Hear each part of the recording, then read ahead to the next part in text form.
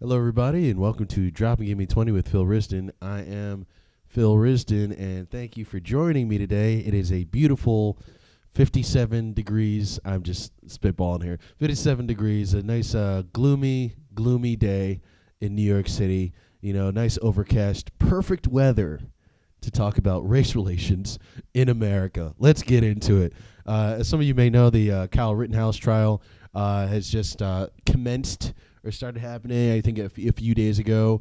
And me, like everybody else, I'm sure you guys have all seen the crying video of this man. And I will say, as a former teenager who used to get caught doing a lot of shit I shouldn't have been doing, those tears are not real, okay? Those tears are not real. In fact, I don't even think I could see one. I saw one, but I had to zoom and enhance like I was trying to find, a fucking cat burglar in Ocean's 11, you know? It was that fucking bad. This dude, I have no idea, as far as, like, legal precedents and shit. I'm not a lawyer, but I'm telling you, like, at least with that shit, I was just like, yeah, I'm not buying that. That's not like...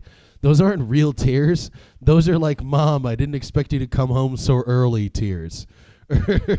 Or like, I totally thought my friends could drink beer in the backyard tears. Those weren't like real fucking tears. I know people who've been through shit. I've been through shit. I know people who've been through PTSD. I've seen mental breakdowns. That's not one. It's just not. It's just not. You know? It's fucking insane, man. It's so interesting to see so many people have a level of empathy for him and such a profound lack of empathy for the people that he killed and for the reason that the victims were there in the first place because of, George Floyd and fighting for, equality and stuff like that. It's just kind of crazy. Like I even saw on Twitter today, which is, I don't know why I even go on that fucking app anymore. It is a cesspool of neoliberals and conservative cunts. But I decided, hey, I'm going to ruin my day. So I went on Twitter and, everybody was giving LeBron James shit, because he said the same thing that I basically said. And they were like, how could you not have empathy for this guy? Nah, nah, nah, nah. And it's like, you're like, oh, you don't have empathy. You don't have empathy. It's like, do you not have empathy? How could you not have empathy? Black people have been asking you to have empathy for hundreds of fucking years. People of all, of oppressed types, whether it's gay people, black people, like Hispanic people, any minority that's been dealing with oppression in this country, has been asking you for empathy. But especially for black people, they've been asking you for empathy, and we still haven't gotten it. And it's like, you're going to give empathy to this fucking guy, to this fucking person who he went there with a lack of empathy for anyone. And it's because of his hatred of, it's not even his hatred, his pure indoctrination from when he was probably born.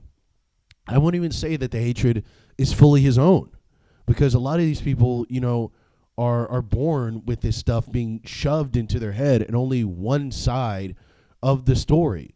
You know what I mean? And that's really what it is. And it's just like, he came there with all his brainwashing and everything in his head and decided he was the Lone Ranger that was going to take care of everybody, and decided to use excessive force on that. And I'm not saying that he wasn't, that there wasn't some sort of fear that he had when people started coming after him, but he went there picking a fight.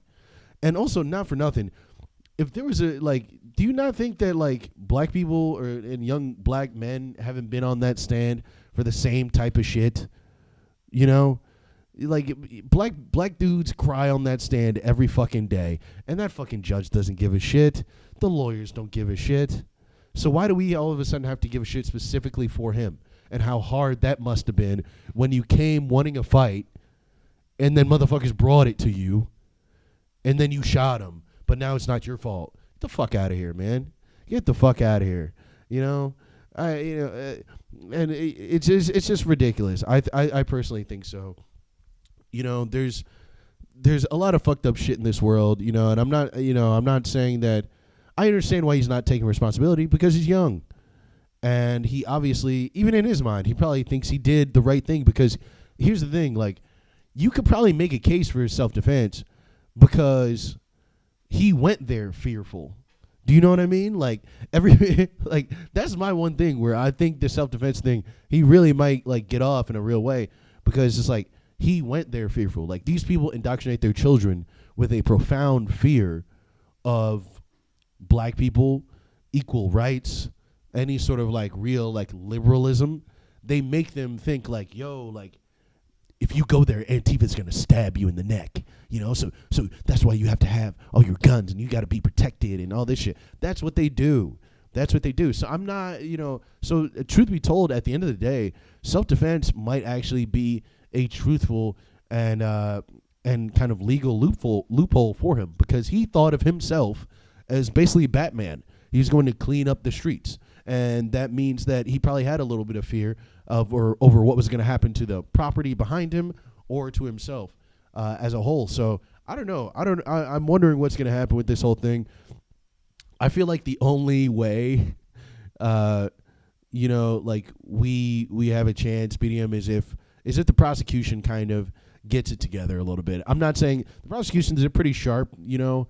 I was watching a lot of videos over it, and you know, the judge yelling at the guy because he's bringing up the whole fact of Kyle Rittenhouse saying that he wished he had a gun to shoot shoplifters, and I believe that he pointed a gun on a guy sitting on a car and stuff like that. Which, you know, I could be mumbling up some of those facts. I just watched a bunch of videos, but I think that's all great. But like they were saying, it's like you should have brought that motion to the court before. And I kind of understand what this judge is doing. He's kind of trying, I mean, not this judge, this lawyer is doing. He's kind of trying to have Kyle Rittenhouse's, like both Kyle Rittenhouse's trials happen at the same time.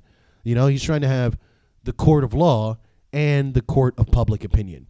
And I understand why he's doing that. I think he thinks that it'll help. Maybe it'll spark even more of a public outcry. But I just want to say, dude, stop doing that shit. You're fucking this up. You are profoundly fucking this up. And I have this issue all the time when it comes to like civil rights cases. There's always some young lawyer who wants to take the thing on, and they start fucking it up by going for too much, or, you know, just going on their emotions rather than going on what they can truly do as a lawyer. Like Trayvon Martin, for instance, man. You know, with Trayvon, they went for murder when they should have went for manslaughter. You see what I'm saying? Because manslaughter takes a slight amount of blame off of George, George Zimmerman, and kind of just has it be like, hey, both of these guys are kind of in the wrong place at the wrong time. There's fault on his side, on George's side, but we can understand why he was scared and whatever. And you know what? That's not the verdict that I would love or that I would go apeshit for, but that would still put him behind bars for a while. But no, you decided to go for murder because this is a sensational case, and you want to be the big shot lawyer that puts the big bad black murderer, or murderer of black people, behind bars. And because of that, that case was lost, and this man gets to go around and, threaten to fight DMX in a boxing match, R.I.P. Or paint paintings of Trayvon Martin with Skittles and shit that he sells on the internet. It's absurd, and it's like, listen, I understand. We all want these people to pay. We all want these people to eat shit, but you got to understand how the law works, and it's what it is beyond the shadow of a doubt or whatever that they say. That's like the classic thing. It's like you can't, in order for you to prove that this thing is true, it has to be there's no possible way that really anything else was true. And as big lawyers, they should understand that. And I think they do. I think they just get enticed by the stardom of it and kind of the possibility of huge checks afterwards. Because listen, I mean, if you become the next Johnny Cochran, that's money in the goddamn bank. Every comedian's making a joke about you. Life changes, and I understand that. We all have ambition, but just make sure your ambition isn't on the back of black people and liberal activists who are fighting for equal rights. Hey, there you go. you know? And also, fuck Kyle Rittenhouse's PTSD, all right? We all have PTSD. I went to a Whole Foods yesterday and waited in line for 20 minutes to pay for $15 sushi. All right, sir? So we all have a little bit of PTSD. I'm still reeling from it, you know? God damn it. I don't know what's up with those big chains. What's the deal with all that shit? We went there. I had to wait in line for 15 minutes, and not even, maybe even 20. I'll be honest with you. It was borderline like 20 whole fucking minutes, and I've never seen a line so fucking massive. And the worst part is, so there's 8 different lines. There's 10 to 15 people in each line, and then there's only 2 people at the register, but there's 4 other employees helping people in self-checkout. You know? What the fuck? What is with these big fucking companies where I feel like they try to force you to use technology even when it's inconvenient. Even when it's inconvenient. It's ridiculous. There's 2 people at the register dealing with over 60 people, and there's 4 people at the register helping with self-checkout. You know, I would say the key word is self there. You know what I mean? Jesus Christ, it's not hard, man. It's a fucking touchscreen. You know, this next generation of children is gonna be born using iPads when they're still in the fucking uterus. Okay, we know how to use a goddamn touchscreen. We've had self-checkout for fucking 10, 12 years by now. Jesus Christ, man. The only people you need to help are old people, and old people don't shop at Whole Foods, okay? Because Whole Foods is healthy, and healthy food makes old people think that they'll turn gay, all right? We all know this. These are all facts here. That's why you came here to a real news station to hear me talk about facts. You know, fucking Christ. I don't understand it. I really don't understand that type of shit. You know, and I feel like listen, they don't pay the workers enough and stuff. I know that narrative and everything, but just can you use them more? The ones that are there, can you use them more efficiently? Just slightly more efficiently. I don't know what's going on with people, man.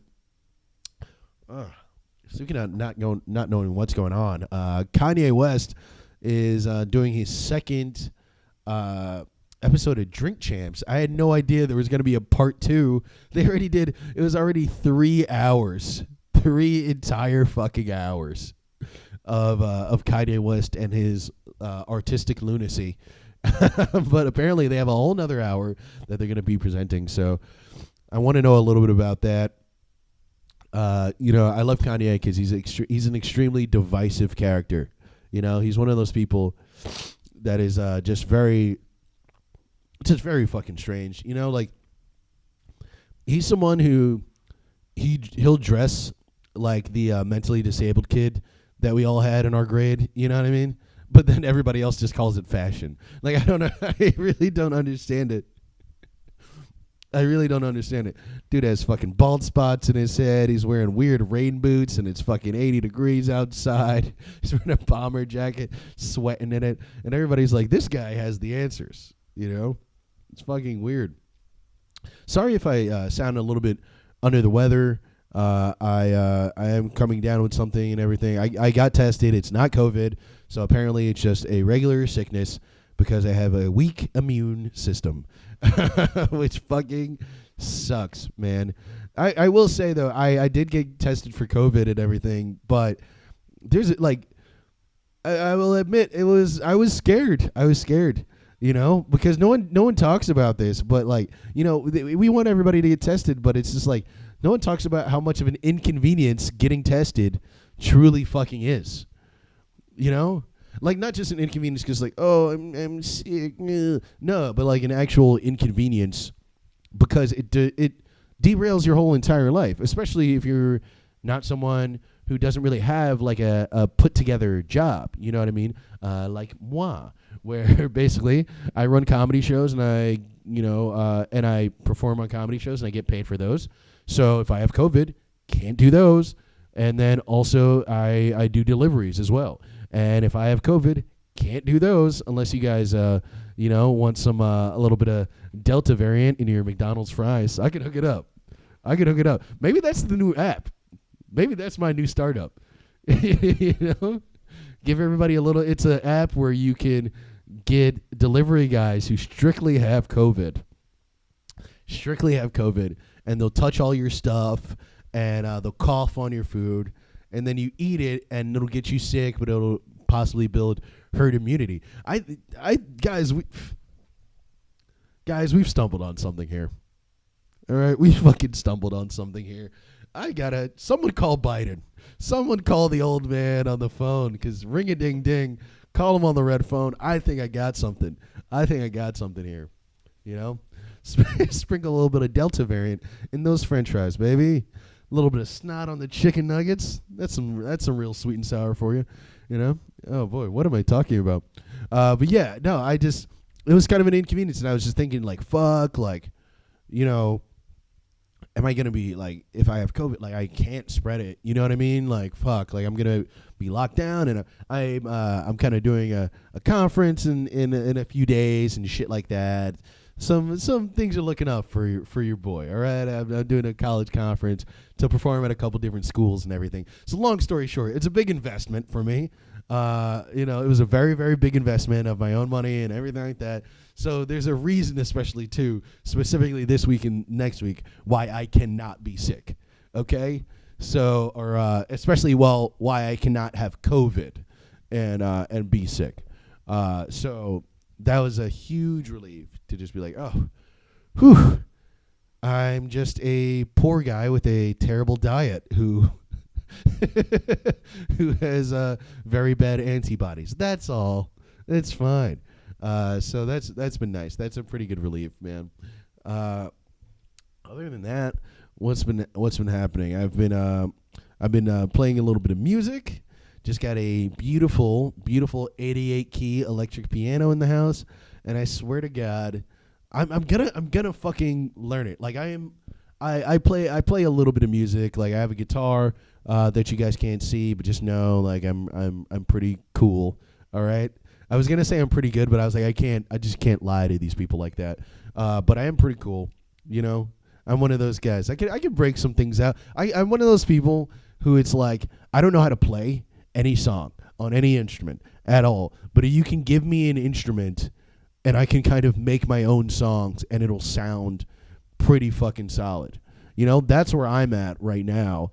And I'm kind of just like, I want to get better at it. I've just been so fucking busy, man. It's like, that's the thing where it's like a part of me, man, like I'm glad COVID, it slowed down and everything, but a part of me fucking yearns for those quarantine days, man, where the world was shut down and you just had to spend all day in your fucking house. You know, the amount of work I got done, the amount of solace I had, the amount of things I could allow for myself. You know? I think that's why it's had a hard time getting people employed and stuff and people wanting to go back to work for basically no money.